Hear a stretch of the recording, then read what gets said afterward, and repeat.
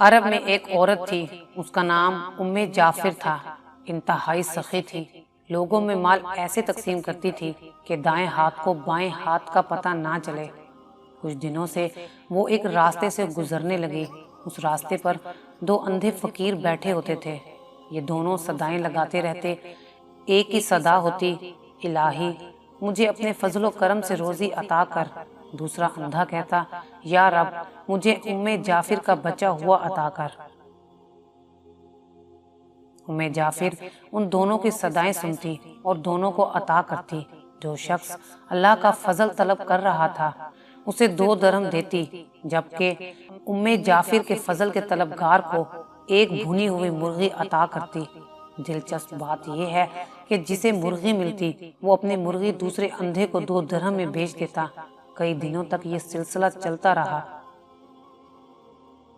ایک دن جعفر اس اندھے کے پاس آئی جو جعفر کا فضل طلب کرتا تھا اور اس سے سوال کرتا تھا، اور اس سے سوال کیا، کیا تمہیں 100 دینار ملے ہیں؟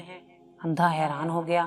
اس نے کہا، نہیں، مجھے صرف ایک بھنی ہوئی مرغی ملتی تھی جو میں 2 درہم میں بیچ دیتا تھا۔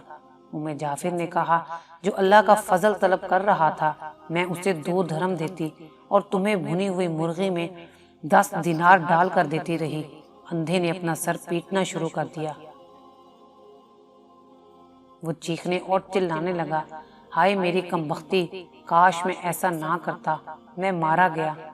جعفر نے کہا، یقیناً اللہ کا فضل طلب کرنے والا کامیاب ہے اور انسانوں کے فضل کا طلبگار محروم ہے۔ جو اللہ کے فضل کے سوا دیگر راستے تلاش کرتے ہیں انہیں دنیا میں گھاٹا ملتا ہے اور آخرت میں رسوائی نصیب ہوتی ہے۔ کم ہی ایسے لوگ ہوں گے جو فاقوں سے مر جاتے ہوں گے۔